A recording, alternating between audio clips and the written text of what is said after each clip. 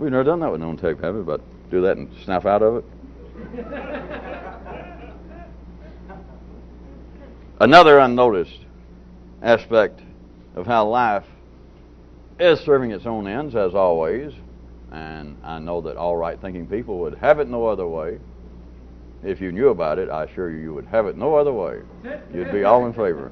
But another way that it specifically is serving its own needs unnoticed via man's speech.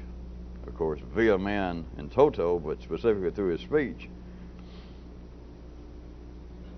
I was going to try and draw your attention to some of these kinds of axioms, or I may just stick together 2 or 3, but you'll get the general gist of them. The kinds of things that say, he never hurt, never loved. Or he who has never dropped anything has never picked up anything. That wasn't actually meant to be that funny. It just shows you that axioms can sneak up on you. Or he who has never failed has never played the game. Now, all of this sounds as though it is a kind of encouragement in light of the all too human propensity to be hurt, to drop things, and to fail. And it appears to be a kind of blanket encouragement, a kind of consolation, you might say at first, for these sorts of possibilities occurring, and then a continuing kind of encouragement for you to go ahead and see to life's business. To go ahead and try and live your life out in a useful manner and be a good citizen. But note, now we're into the area that is never analyzed. There's no school, no college, not even the Superman Knight School of Law out in Pasadena. There's no college, no university, no proprietary school has ever analyzed language. This, Farsi, Russian. I don't know whether anybody's actually worked upon whatever Daffy Duck is saying under his breath. But no one has analyzed it in this way. That is all such axioms. Let us consider axioms in the widest sense. You can even take scriptures, holy books, whole schools of philosophy, whole epochs of history as being some axiom. At least after the fact is looked back on and people say the golden age of Greece represents so-and-so. Or the Middle Ages vis-a-vis the Frankish empires, post-Frankish, big-time empires represent such and such. All of these are like axioms once they're broken down into a verbal description, a sentence. But notice the sentences all direct themselves, direct the human attention, direct your specific reaction to this energy being passed about at one end of the sentence. One area, but it actually works out one end the way I phrase the sentences. Such as we just pointed out that it would appear to be, he who has never been hurt has never loved. He who has never dropped anything has never picked up anything. And he who's never dropped the ball has never grabbed the ball and attempted to run with it. And he who has never failed, who's never been defeated, has never played the game. All right, and the way in which I structured the sentences, which was not a verbal trick, it was all pointing, apparently, at consoling one over being hurt, dropping the ball, spilling something that you picked up, or failing. But there is no concern given. The human intellect is not wired into this system so that there is any scrutiny, any concern given over what the sentence has done energy-wise, and then how it appears to come out to be an intellectual matter, and then some. But the sentence turns out being thing-specific. Hurt, dropped, failed. But how about the other end of the sentence?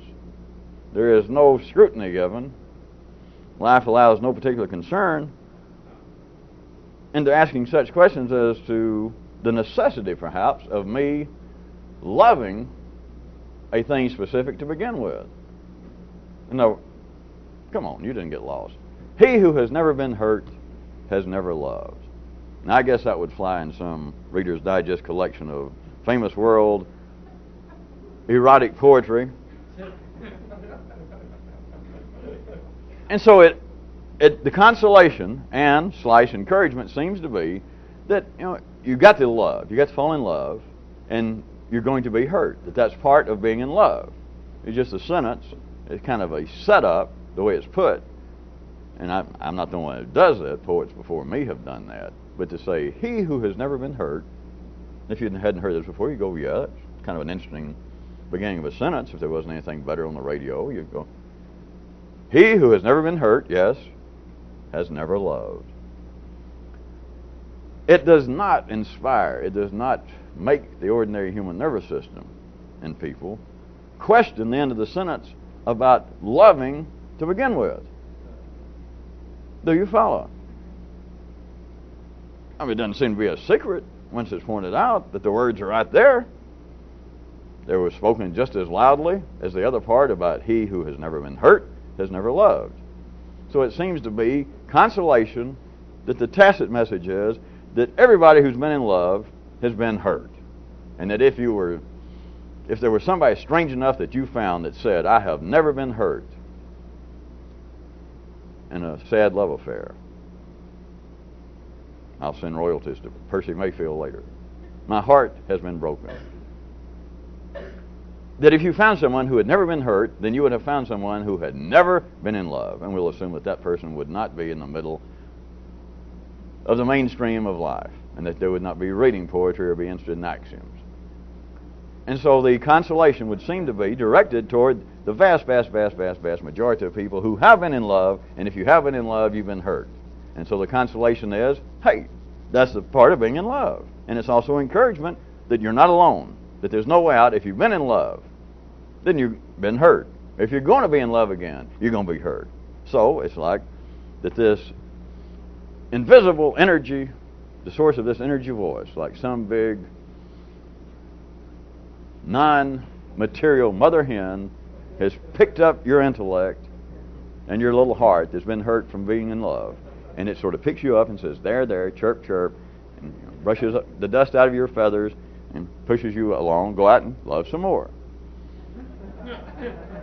But notice, there is no native interest in the human nervous system of questioning that, all right, I got all that, but how's it been established that what we're calling love, which has become a thing specific, it's no longer sex, it's not right or wrong, but I just want you to see from tied to what we were talking about last time that no one has any occasion, any native interest to question this as to, well, why is it you're saying that being in love you get hurt, and I got that. I see what it is. I've got poetry down. At least I got that one axiom. I see the point. But now wait a minute. Who has already proven that, at least me, if not everybody else, who's proven that I have got to fall in love if this is going to be the continuing payoff of it? Where is it writ, they might say, in other parts of the country, where is it writ that I, yours truly, moi, the big cheese myself, where is it writ that I got to do this? No one ever questions that. Again, we're not talking about those who may on a more or fairly permanent basis or just spasmodically may apparently want to deviate from the middle path. Somebody's just had their heart broken again and say, boy, that's the last time I'll fall in love. I'm through with women. I'm going to become a monk or drive a bread truck or something. We're not discount all that, because everyone else, if you're going to be in love, you're going to be hurt. A little bit, a lot. You just accept it. But no one questions the first part, the other part of the sentence. Doesn't have to be the first part, but the other part, the other end of the sentence. Not just, he who has never been hurt has never been in love. Notice the energy interest, or he who has never dropped anything, he has never spilled anything, has never tried to carry anything, he's never tried to pick it up. And so it seems again, encouragement all the way from the very mundane, such as that there you stand at your company's annual banquet and you trying to be cool and you hand a glass of champagne and you turn around to speak to your manager's wife and you hit yourself in the forehead and you drop it and you feel chagrined and you feel so embarrassed, and perhaps your manager is a philosophical guy and he says, well, he who's never spilled anything has never picked up anything. And the encouragement, again, the consolation / encouragement seems to be, well, hey, everybody. Alvin Ailey, I bet, has spilled a glass of orange juice sometime in the morning before he pulled himself together. I bet the most graceful person in the world has reached around to do something and knocked over a glass. That, hey, that's being alive, which sounds all right. It sounds necessary, which it is. But where has it been proven that it's necessary that you have to pick it up to start with? Now take it, of course, beyond orange juice, please, and coffee and knocking over a glass of champagne, or into the area that would seem to perhaps be a little more metaphoric, that he who has never failed, he who has never been defeated, he who has never lost, who's never been outscored, has simply never played the game. That means if you have never been bested in some contest, then all that tells us, this is the world speaking through men, as always, Punch and Judy, and men think that here and there that they become very philosophical for some reason, from being overheated, or that suddenly a man says, he who's never been bested in a contest has simply never entered a contest. Write that down, and people remember it. And it is consolation. It is pointing out the obvious, that there is no way that you can go through life in the secondary world, in the civilized world, and everything from fighting for a taxi, grabbing for the last issue of this month's Penthouse with nude photographs of Barbara Bush. There is no way that you're not going to be bested. The only way that you would not ever be bested in some contest, real, metaphorical, imagined, would be if you stayed home in the closet and never came out, right? So that sounds great, except for this. Why is it that life does not inspire anyone in the mainstream of life to say, that is great, that is my kind of axiom? I could eat those kind of axioms when I'm out of grape nuts in the morning. I love those axioms, but how come nobody ever figures that sounds so great, that he who has never failed, who has never been bested, has never played the game, that no one ever asks, do I specifically have to play some thing-specific game just because life needs it done? Just because life suggests / demands it? How do I know? When's it ever been proven to me? How can I even feel it now that I think about it, that I, yours truly, must go and try to engage in a love affair, being thing-specific, with some person, with some type of person? Where is it engraved in my neurons that I've got to pick up something, try to run with it? Forget the fact that, life's already said, hey, if you're going to pick it up and try to run with it, if you're going to play a game, sometimes you're going to trip, sometimes you're going to drop the ball, sometimes you're going to lose. All right, I got that.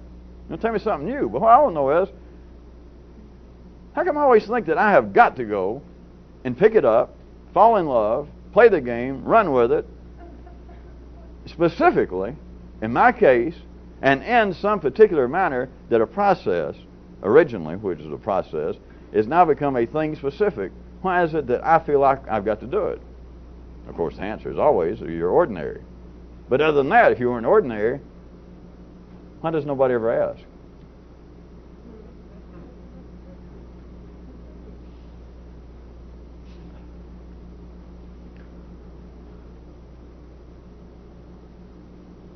Could you see how to expand this into a wider, what would amount to an institutionalized area in a very specific way? Let's start off on something that is material enough. It still regards the intricacies, the unnoticed necessity and use that life makes of words through man, and man, of course, as always believes that he is making up the words, he is originating the ideas, or reconstructing, remodeling somebody else's ideas, and that these ideas and the words, of course, are originating from him. Never being able to understand why, if he, in an accidental lucid moment, feels like that there's this gigantic hand crammed up his knickers with fingers up his backbone and a mouth. I know, it's the heat. It's the heat. It's a flashback. On a larger, expanded level, which amounts to an institutionalized level, note this. Man's collective memory only recalls, only holds into any esteem groups of peoples, cities, states, groups of people who have left a written, verbal history of themselves. And don't let your ordinary nervous system take that in the simplistic way that, well, if they didn't leave a history, we wouldn't know anything about them. There are all sorts of archaeological, there are all sorts of non-written histories about, but in a quite real sense, the collective memory of man, the institutional memory of man, which amounts to the usefulness, the utilitarian nature of it vis-a-vis life itself, does not actually recall these people, does not hold them in any worthwhile esteem other than stumbling across, at a very crude level we might say, archaeological digs and saying, well, this must be somebody we've never seen. If they do not leave a written, which is a verbal, but a written form of their existence, they are not actually recalled. And they have to, more specifically, in these written histories, whether they be diaries or holy scriptures or their literature, what the written histories do, and they didn't plan it, but maybe some of you will see where this is going in a second, they have got to have made their existence by their history. They have got to make their existence thing specific. It's why history seems to be constructed of people as figures. That this figure, wherever we're talking about, in early Renaissance Venice or in post-Vandal Rome, that there's always, I guess they're referred to still as pivotal figures, that processes have turned into things specific and people specific. And if it's not, at any particular instance, being directed at a person, which has turned a process into a thing specific, it is into historical events. The day, they even try to get it down, not to just the year, I know they're still arguing over it, I guess, but even down to the day that they want to argue that Rome, once and for all, was finally not only sacked, but carried to the car, and that it was finally over. That somebody says, well, this happened in such and such date. This absolutely. We're talking about 356, 365. Wait, no, April. But when you get up a little closer, they'll talk about the final Battle of Waterloo. And then somebody else will say, well, no, that wasn't it. It was actually the day that they put Napoleon on the boat and said, adios, mother. And that was the end of the, as they call them then, the more recent European troubles. But you notice it is always down to an event of the Boston Tea Party. And somebody will say that was a pivotal event, or the day that the Continental Congress signed the Declaration of Independence. Do you hear what I'm saying? And that's the way you learn history. There's no problem with history. It's not an attack on the world of academia. We're taking an unscheduled survey of the structure and operations of the human brain. That history has got to make processes, non-ending, infinite processes, become things specific, and it can only do it in two ways, even contemporaneously. But I want you to see now that things leave no trace. Groups of people literally are not recalled, other than if somebody says, wait a minute, how about those little pieces of pottery we found down there outside of such and such area in Mexico? Oh yeah, I remember those. Well, whatever happened to the people? They didn't know where they fit. I don't know. They took them up to, I think the University of Michigan. They're back in the closet somewhere. You want to go get something to eat? Yeah. The people are not recalled. There is no impact unless they have left a history, and the history must take processes, and it doesn't have to have been done at the time. I don't mean they knew what they were doing, but now, see, history only exists after the fact, of course, but now it has to seem, by what they left, as though they have been able to take the processes, the non-ending processes, the 24-hour-a-day channel, and turn it into episodic television. It has got to turn the processes into things specific, people specific. It's never struck you, we have talked enough, and I've thrown out jokes and Kairouts about how, some old sorehead somewhere says, why is it all the great people seem to be dead? And I've let Kairout do a handful of versions of that, and nearly every time some of you laugh, but it is a fact. At the ordinary level, your nervous system might say, well, I don't know. Right now, I'm just going to make this up as I go along. Somebody could say, Mikhail Gorbachev impresses me. I think that history will find him to be a pretty big guy. But notice, they even say, I think history will. But if you said to people right now, ordinary, sophisticated people, do we have giants on this earth right now of the ilk of a Churchill? And most people say, well, no, we don't. Well, even a John Kennedy. No, we don't. A Charles de Gaulle. No, Mitterrand seems like he's a pretty hip guy, and I understand he has nice taste in music. But does it seem like that he has, I don't know, the moral fortitude? Does he represent what a Charles de Gaulle? No, he didn't. Do you see that you have about got to be dead? Well, I might as well skip that. It's not about. You've got to be part of history to reach a certain plateau to strike the human nervous system. And to be dead is to help assure that you can become a thing specific. Because if you're still alive, you're a process. If you're still alive, you're not history, you're gossip. They can write about you, but you cannot reach the plateau of being godlike or even being an impressive figure. You simply cannot, because you're still a process. You can still run amok.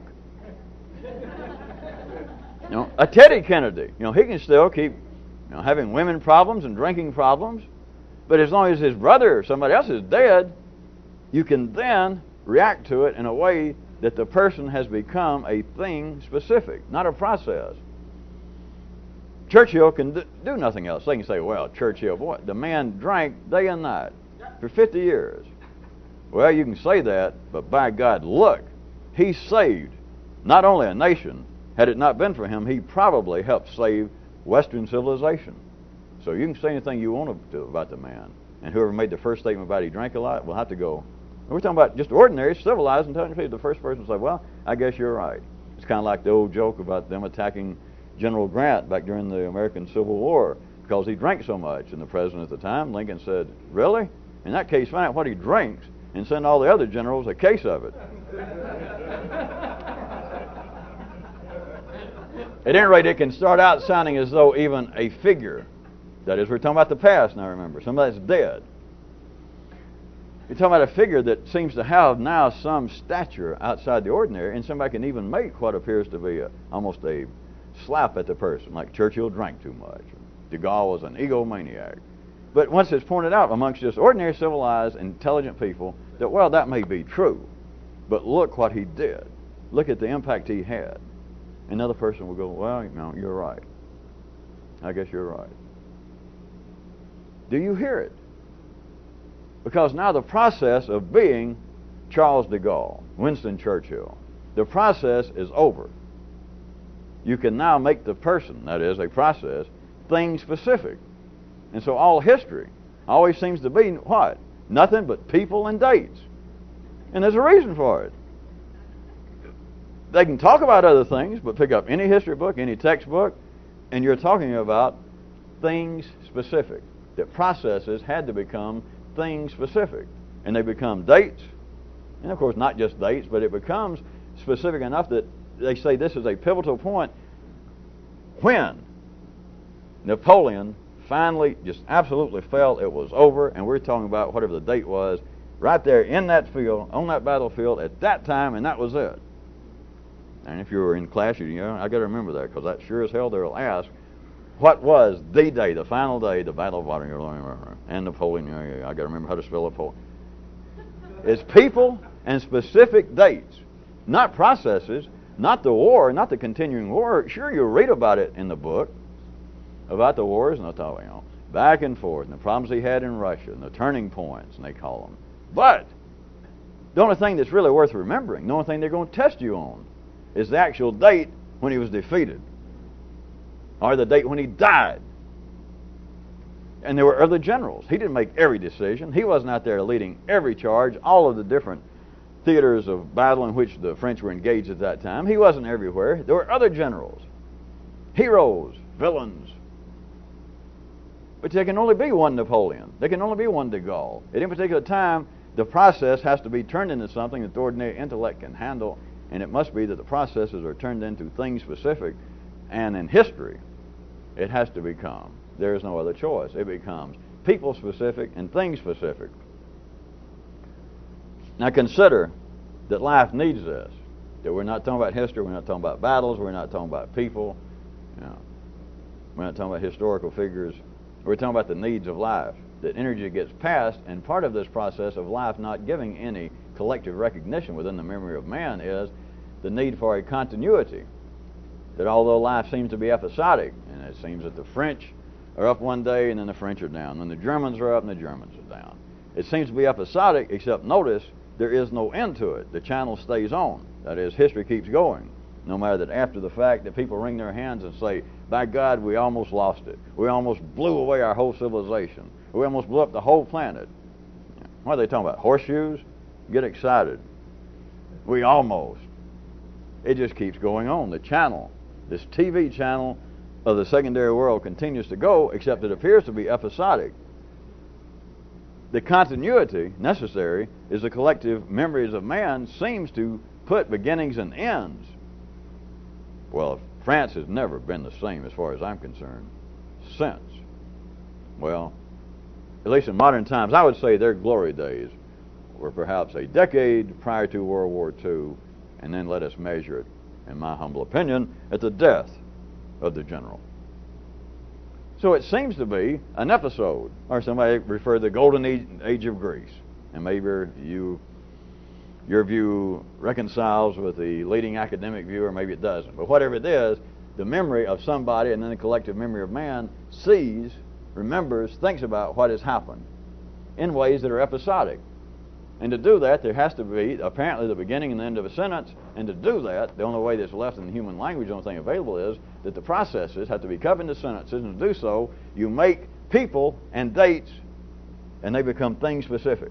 And then it seems to be that you can talk about. Well, all right, you want to talk about France? What are we going to talk about? You want to talk about modern France? You say France now is a big deal. Hey, should we talk about the time of Charlemagne or Pepin the Fat? I don't guess anybody would. I just wanted to say Pepin the Fat. And it's something that an ordinary, even an expert, but an ordinary, intelligent, sophisticated man might talk about.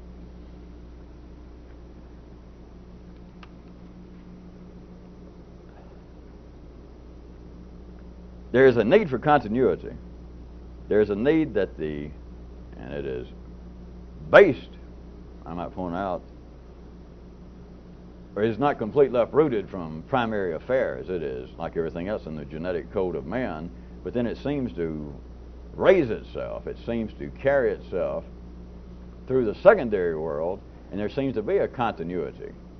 And it comes out in all the many ways, or the various ways at least, of passionate patriotism, love of one's homeland, love of one's religion, love of one's race, love of one's nationality. That people that's been here several generations, let's say in America, that was still engaged in the wearing of the green at St. Patty's Day, and they'll got little cups that they bought at Kmart that has some kind of faux shield showing the family of McDougal. But and people will be very serious. I'm not laughing at that. There is a need for it, but then it seems to be carried in the secondary world, and it seems to give a continuity that's necessary. But I was going to ask the few of you, since we're not dealing with the McDougals here, and if we are, don't write me. I just made that name up. I didn't know anybody was named that.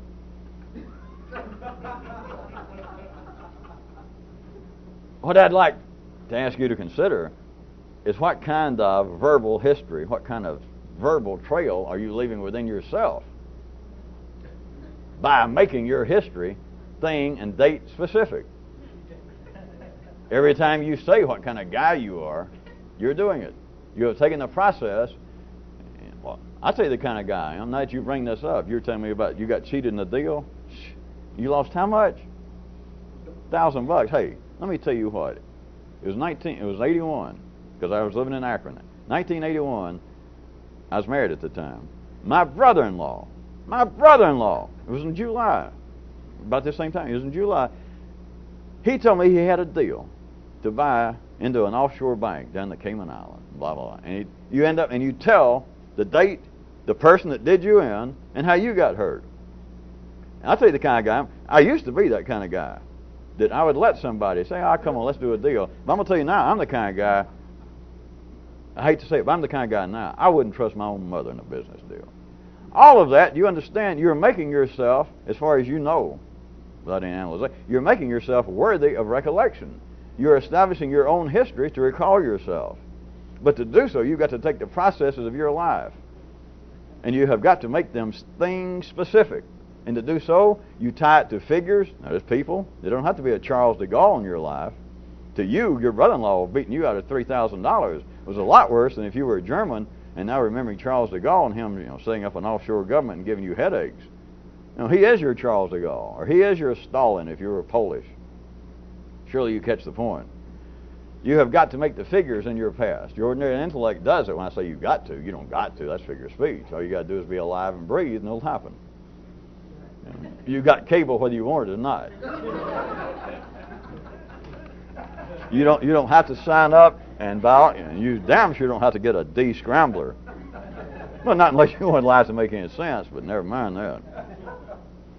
You have got to, which you will do, have your past turned into things specific, and it will be figures, historical figures in your life, and dates.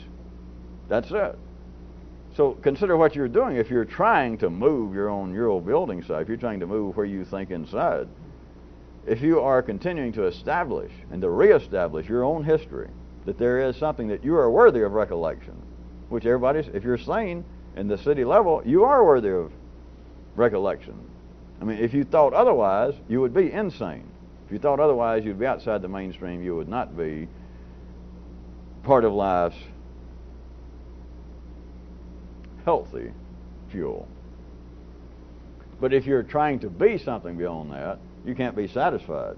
You can't take the continuing reestablishing of your own history by making the process of being alive into things specific, because all you're doing is establishing a history that you can't get rid of.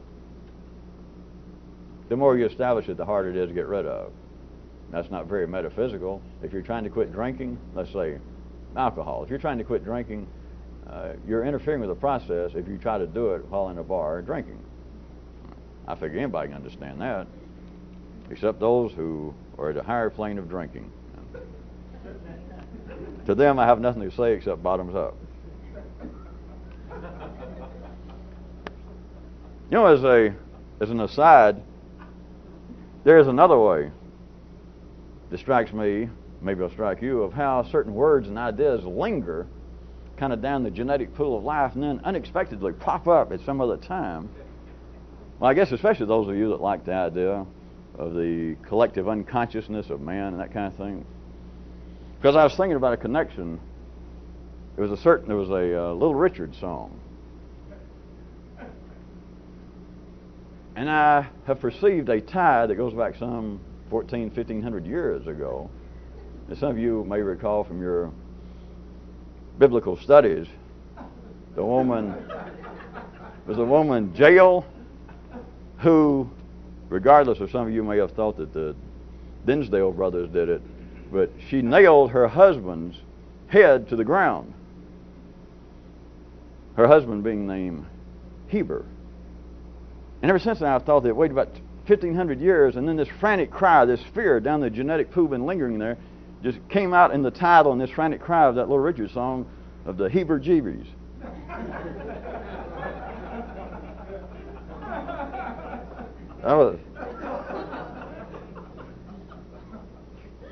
I guess if this was based heavily on decency, that we would collectively apologize, but I especially thought some of you might like it that thought that Monty Python and the Dinsdale brothers made up that kind of inter-gang torture of nailing one's head to the floor, because that's right there in the Old Testament, those of you that have forgotten about it. Unless, of course, I made that up. But at any rate, There is a relative method that I was going to point out. You could look at it as being a shield, and you could look at it as being a sword. In other words, you could look at it as being a kind of protection or a kind of offense. I guess it, figuratively speaking, I guess that it would be according to how advanced you are in mental matters militaire. The method is this, quote, I know what you mean. Now, I didn't make up those particular sequence of words. Surely I know people somewhere in life said that.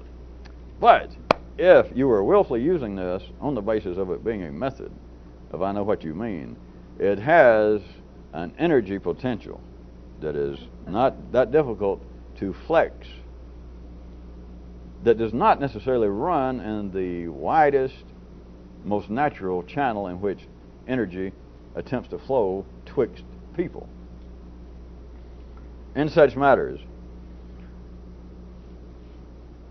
in the secondary world,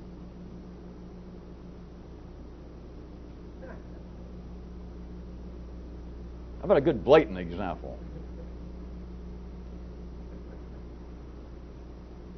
Isn't it nice to set up your own preface and say a blatant example such as to already infer that everybody will see this? So that if you don't, perhaps you'll think it's your fault rather than mine. That's the difference in being on stage or being the auditory. What if we were, let us say, talking about the purple sector of a planet, the purple people, and within, maybe down on the other side of the planet somewhere, was the Paisley nation. But some of the Paisley, through all kinds of historical processes that we don't get into because they can be explained by specific figures and dates, but I don't go into that, that we have now within the green sector, whatever I said to start with, the green sector, we have now a minority group of the Paisleys. And as always throughout history, in the city, under ordinary secondary conditions, things are always going downhill, as you know. And so the green people, the majority everywhere, will always look upon the minorities as being the cause of this deterioration. And they will have figures to back it up. That some vile segment, some minor segment in our midst, these Paisley people that we had as, that we were using as spear bearers, or at one time they were mercenaries, and then they hung around here and we told them to go on home, the wars were over, and they stayed, and they've been nothing but trouble. That would seem to be, by almost any, let us say nowadays, humane, intelligent, theoretical, verbal view, to be prejudicial, to be ill-founded. It will be denied. And yet the people involved, if you say, wait a minute, I thought you guys had some evidence, and some of the people there in the green sector say we do. There's no doubt, there's statistical evidence that the more of the Paisley people who are around us or in our midst, the higher is our crime rate. And they got statistical evidence to prove it. This has nothing to do with politics, has nothing to do with prejudice, has nothing to do with the different nations.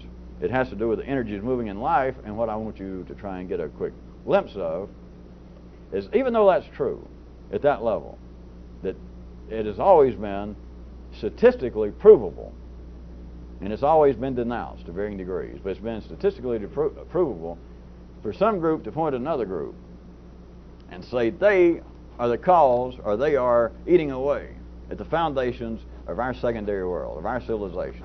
They are the cause, and there is no doubt, and it may be almost irrefutable proof. I know what you mean.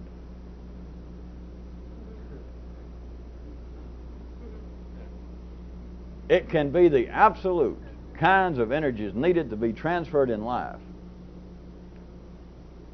And if you're trying to get outside the secondary world in your thinking, it is still the absolute kinds of energy necessary to keep life going, but will also constructively freeze the door to the infinitely adjacent. It's not that complex. I was trying to stretch out the examples to start with to let your own neurons wiggle out into areas. It can be something in life, but forget people. instead of making it thing specific regarding people. A city somewhere, a civilization, a group can say, crime is our problem. That crime is killing us. It is to the point now that 1 out of 10 people 10 years ago was robbed. Now, last year, the statistics are 1 out of 5 people. Let's just say crime. And by every observable, reasonable statistic and view, that can be correct. Which, remember, it's got nothing to do with people. It's got nothing to do with civilization. It has to do with the energy movement in life. But even, back at the more simplistic level, that is true, it has to be from somebody trying to get inside this door to move. It's got to be, I know what you mean, and it's of no consequence, even though it could be of supreme consequence. Do you understand? Not to the people. I'm not talking about the ordinary people. So we've got to do something about crime. If we don't do something about crime, it will not only tear up our civilization, but it will spread and tear up the whole world, and I'm just concerned. Concerned. They can say that. And at any ordinary level, that can be correct and operational. But if you let that hold your attention, if you let that be the place where your thinking is brought into things specific, instead of the continuing process of life, that is true. At the ordinary level, I don't want to argue words. At the ordinary level, let's say that is true. I know what you mean. But it has got to be beyond that. It's got to be, and there's no term for this. I can say so what? Because there is no term to direct people verbally. It has to be that you see that even though this may be necessary, and even though there may be an element of apparent negativity, of pessimism, of deterioration, that from every view available in the midst in which I find myself, and I'm surrounded by all these other people, and they all go, yes, such and such is true. And I see that it must be true for them. It must be true for us, even me being here, that what they're saying has got to be true. But it cannot be true for you. And it's got nothing to do with morality, and it's got nothing to do with intelligence, or it's got nothing to do with trying to be more broad-minded. It's simply got to be that if you take the process of life at any level, any occasion, and you let it become thing-specific, and it becomes episodic, and you stop right there, you'll never, ever, ever, never, never, ever, never, ever, never, ever have any idea about the infinitely adjacent, because you can't move from that. Whether you be right, wrong, indifferent, it doesn't matter. As long as you took the energy that life needs for its own purpose through man, and it makes a statement, it turns the process into history. And it may be apparently contemporary history of what's going on now, but it takes the process and makes aspects of it thing or people specifics. And you go, yes, yes, yes. You might as well be going, no, no, no.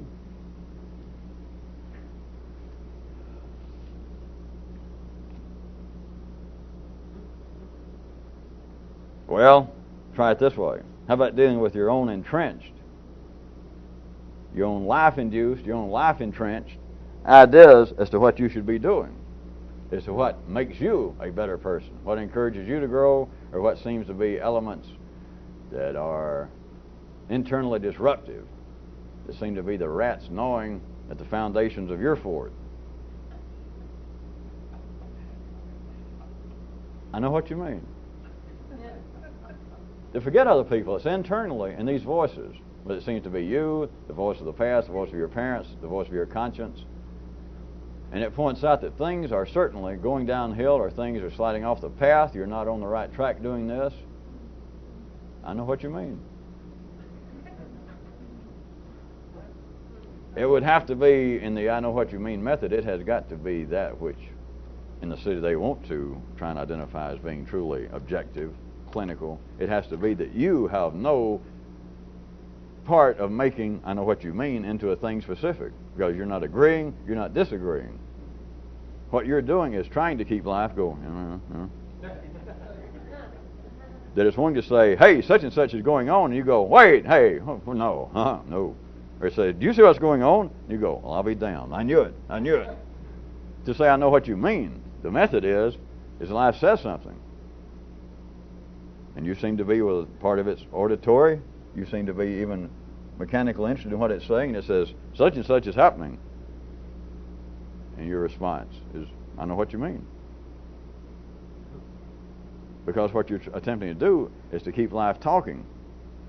Keep it awake before it runs you and it off the road and it goes to sleep. Before it tries and put an episodic period to a sentence. Because if I skipped it too fast, if you actually tried to use this method on people out in life, it's like some of the other tricks we've talked about. It would drive people bonkers if you did it in a certain way. They could drive people into wanting to turn you into an episode. That is, to put a period that people want to talk about something in which they're wired up to be passionate, and they go rah rah rah rah rah, and you go, I know what you mean. Rah rah rah rah rah rah rah. I know what you mean.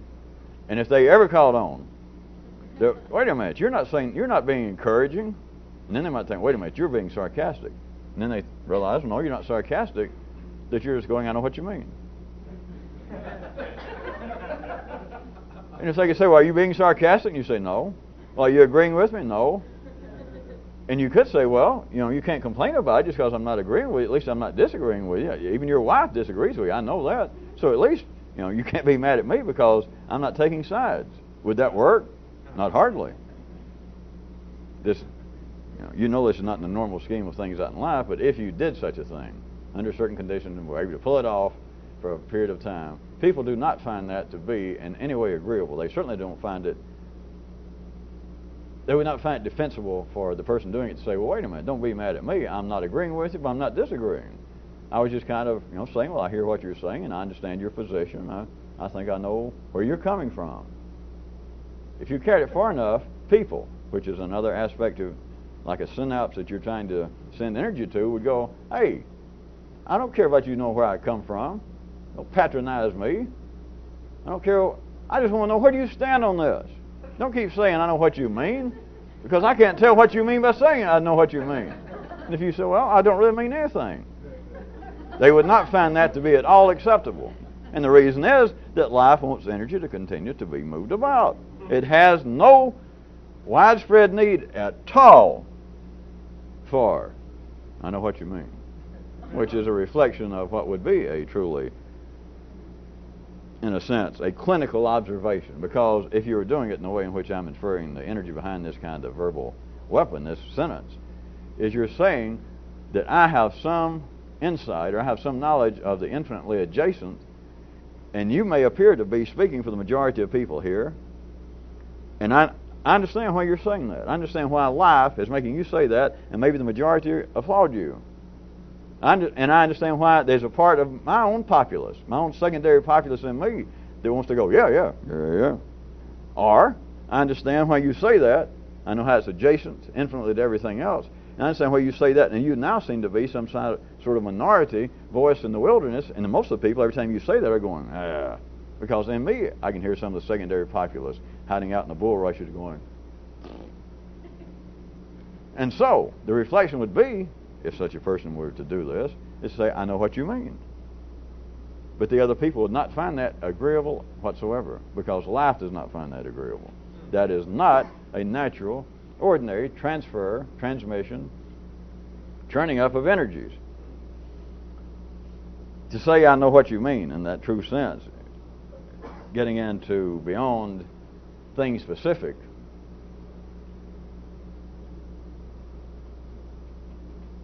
you would be saying, at least to yourself, that you understand that whatever they're saying, whatever the comment, whatever the idea, whatever the historical notation is, to say, I know what you mean, is you understand that there is infinitely adjacent ideas, statements, energy, next to, in all possible directions, what they have just said.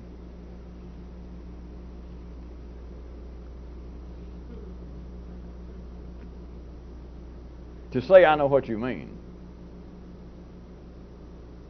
is to create the infinitely adjacent next to any possible idea, any belief, any statement, any theory, any piece of energy that's possible in the secondary world. If you knew how to do it, that's what you have created. And it, of course, is not of any great significance doing this to other people. It's here. of the energies of life pushing through, forcing through everyone's nervous system, I know what I mean. Yeah, I know what I mean.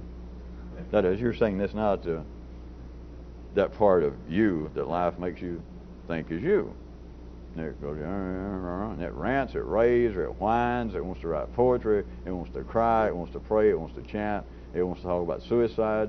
Yeah, I know what you mean. I know exactly what you mean. You have created a continuing, infinitely adjacent. And it can't be pinned down. Wait a minute, what do you mean you know what I mean? I don't like people telling me that I know what you mean. I know what you mean.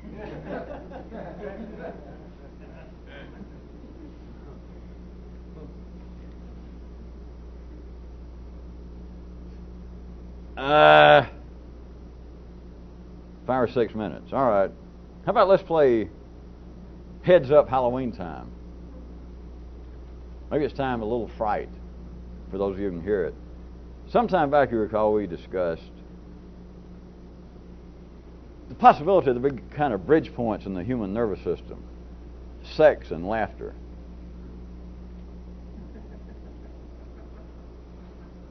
How about this? Since Ranger Bill's still not back with us, so I'm going to have to finish out the show again today. What if life only lets anything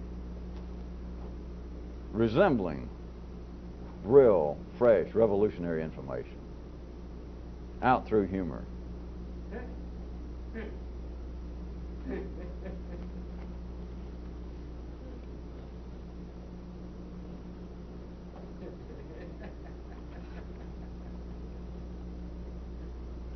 I'm being a little theatrical. I was going to wait because some of you ought to think about that.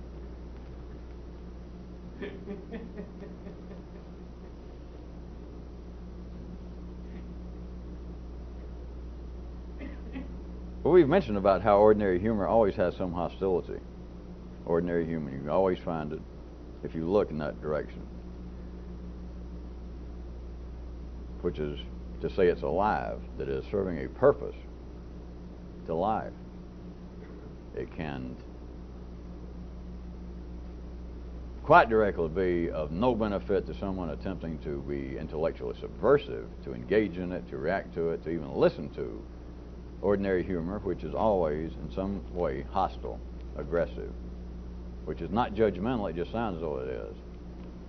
But if you're attempting to think anew, you cannot sit and handle that kind of energy any more than you can go to the movies and eat popcorn with your fingers and assume that you'll walk out without greasy hands and fingers. So what if, though, there could be, which there is, what if humor that was not thing specific, which is what ordinary humor is why it is aggressive, because it is always the process of life being apparently directed toward a thing, a person, an act, the person falling on the banana peel, the person insulting his wife. What if you had humor that was not thing specific? And what if it was offering, kind of like, again, if we wanted to play like life maybe has its own weird, manifold, incomprehensible sense of humor, and it lets out some of the tomorrow's information. But it only does it not through holy books, not through secret writings, not through ancient scrolls, but what if it has always been through humor? And to some degree, all humor, just ordinary humor. Well, who was that lady I saw you with last night? That was no lady, that was my wife. Is hostile, is aggressive. Just that's considered the grandfather, in a sense, of American humor. And you could also call it, well, there is the grandfather that belongs in the Museum of Ordinary Humor. It's just as big an aggressive joke at someone else's expense. And yet, even at that level, and I'm not saying that that's the limits of what I'm suggesting might be life's use of humor to let out some kind of information. But even at that level, which I don't have time to go into it, which, come to think about it, I'm glad. I'm going to leave it to you. Could you not even see that Not to ordinary people necessarily, but even that, you can hear something else. You can get another view. It's not just an insult at marriage or an insult specific to this guy making his wife thing specific the butt of the joke, or on a wider institutional scale of men making fun of marriage, men being hostile. They end up married. I've got to put up with the same sex all the time now. What if there's something else there? Why is it that men cannot explain laughter? They can explain everything else to their satisfaction, well, except sex. Sex and laughter, I suggest to you, they come closer to satisfying themselves in the city to explaining God and death and flying saucers than they do two things. Well, three things, counting the disappearance of Elvis. Sex and laughter. They can't define it. Now, if you turn sex into love, they can begin to talk about it and define it, make movies, write poetry.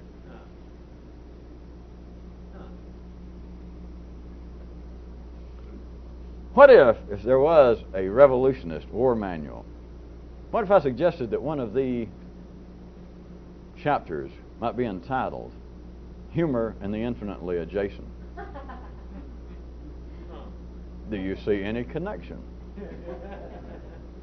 If you look at the infinitely adjacent, it's always that there is another, not just layer of a skin on an onion, because that's always in 3D world, but if you could take that into all possible directions, what if right next to everything was something that made you laugh? What if we've been doing some of that here and you just never noticed it? Why is it laughter cannot be defined? Why is it no one can come up with any sort of thing to describe? They even try, and the closest that they've come to satisfying people in the city, and I'll speak for them, is to try and point out the incongruity, the juxtaposition of the unexpected. Who was that lady I saw you with? Which you expect one thing, the guy says, that was no lady. And what's he going to say? That was an elephant, or that was no lady, that was my wife. When you would expect an ordinary man, a civilized man, if there would be the example of a true lady, it would be his wife. And so they can say that intellectually it is juxtapositioning the unexpected. But can you not see that taken just a bit further, if the ordinary intellect could do it, they'd begin to be talking about, not using my terms, the infinitely adjacent. That there's always something that you didn't expect that's right there next to it, and that people laugh.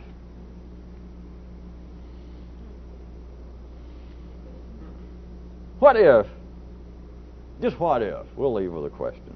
What if humor is the ultimate secret door